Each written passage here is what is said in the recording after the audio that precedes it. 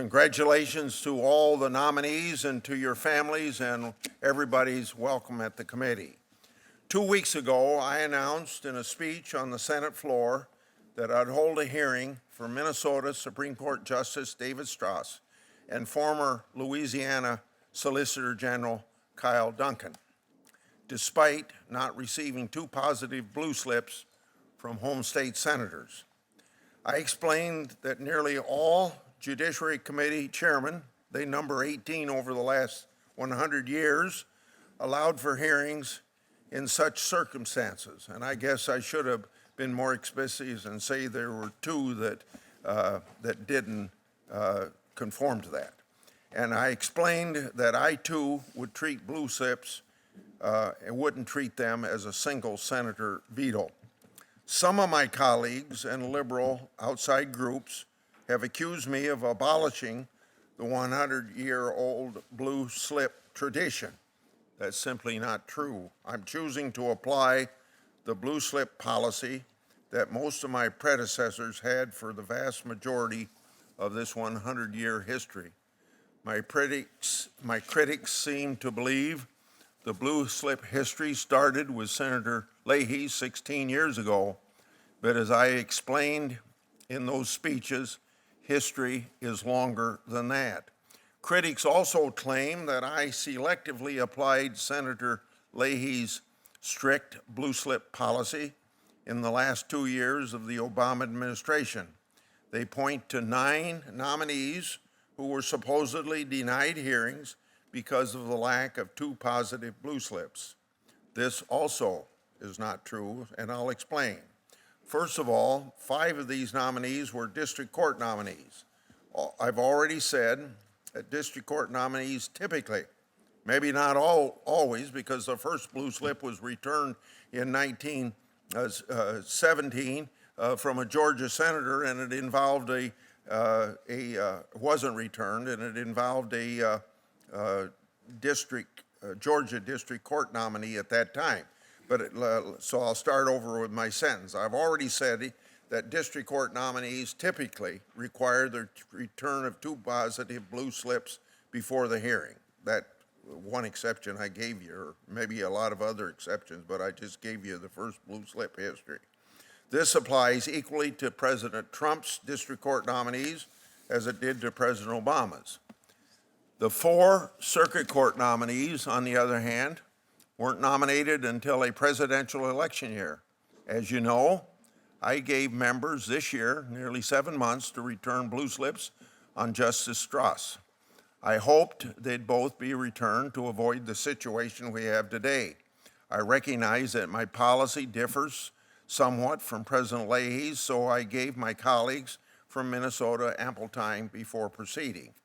And I wouldn't have given my colleagues the same courtesy in 2016, but we wouldn't have held hearings until July at the earliest, when we were already into the political conventions and under the it's probably only 37-year-old Leahy-Thurman rule recognized by both sides. The Senate typically doesn't confirm judges starting by the summer of presidential election year. So the nominations simply came too late to proceed without home state senators' support. Moreover, it was very apparent that even nominees with support of home state senators and who were processed through the committee weren't getting votes on the floor. Senator Durbin on several occasions questioned the wisdom of processing any nominees in such a circumstance. Despite this, I held hearings for nearly as many judicial nominees as Senator Leahy did in a comparable period of time of his chairmanship, 2007 to 2008. All in all, it would have been a waste of time of the committees and our resources to hold hearings on the 4 circuit court nominees nominated in 2016 without 2 blue slips. Senator Leahy knows as well as anyone that there are multiple reasons we don't hold hearings for some nominees. In fact, Senator Leahy declined to schedule hearings for 6 of President Bush's circuit court nominees for reasons besides the lack of positive blue slip. He denied hearings to 3 nominees for the Fourth Circuit: Steve Matthews, Robert Conrad, and Glenn Conrad. These nominees had 2 positive blue slips from their home state senators, and 2 were nominated more than a year before the 2008 presidential elections. Senator Leahy also refused to act on the nomination of Peter Keisler, President Bush's nominee to the D.C. Circuit, who was nominated in 2006. Obviously, blue slips were not the reason for my predecessor's decision to stall Mr. Keisler's nomination for more than 2 years. Senator Leahy also declined to hold hearings for 2 Sixth Circuit nominees, Jeff Sutton, Deborah Cook, even though both Ohio senators returned positive blue slips. The 2 Democratic senators from Michigan asked Senator Leahy to halt proceedings on all Sixth Circuit nominees. In other words, the senators from one state held up the productive consideration of people from the other states in the same circuit. Senator Leahy honored the request and denied a hearing to the 2 nominees for the Ohio seats. This was the first time in history, as far as I know, that a chairman allowed out-of-state senators to halt committee proceedings on nominees. What my predecessor's actions show is that there are numerous reasons for a chairman not to hold a hearing on nominees besides blue slip problems.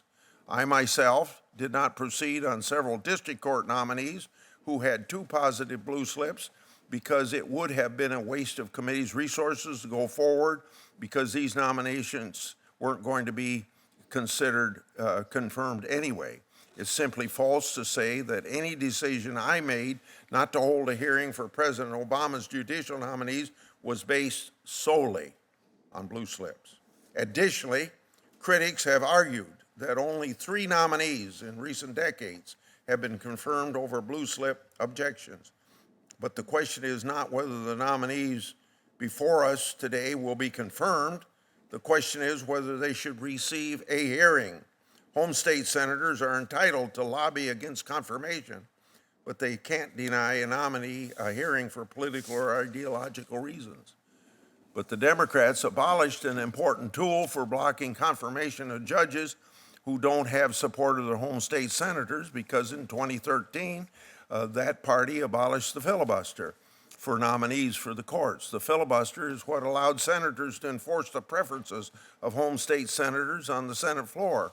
For example, Democrats filibustered Carolyn Kuhl, Harry Saad, and other nominees of President Bush's who didn't have 2 positive blue slips.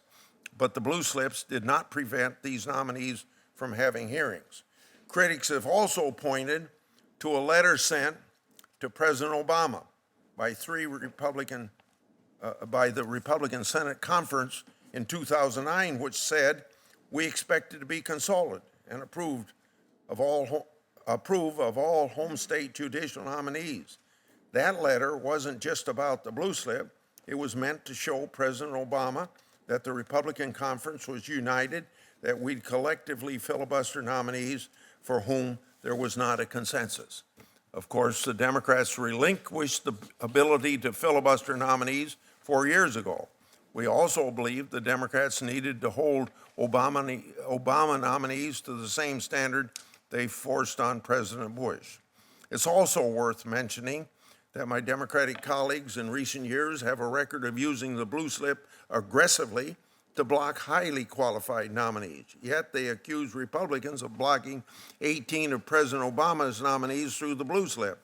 Leaving aside that many of these nominees didn't receive hearings for reasons besides the blue slip, Democrats used the blue slip to try to block hearings for 27 of President Bush's nominees. Republicans blocked none of President Obama's nominees via the blue slip during the first 2 years of his presidency. We are less than a year into President Trump's first term, and already my Democratic colleagues have tried to block a number of his highly qualified nominees. This brings me to my final point. Some of my colleagues and outside groups have criticized me for allegedly abolishing a Senate tradition.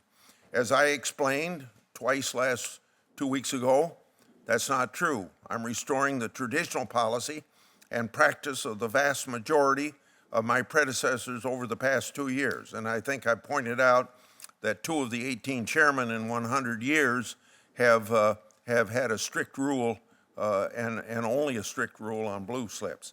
But it's also revealing that these same colleagues and groups supported abolishing the filibuster for lower court nominees in 2013, a Senate rule, not just a practice, that was more longstanding and established than my immediate predecessor's strict blue slip policy.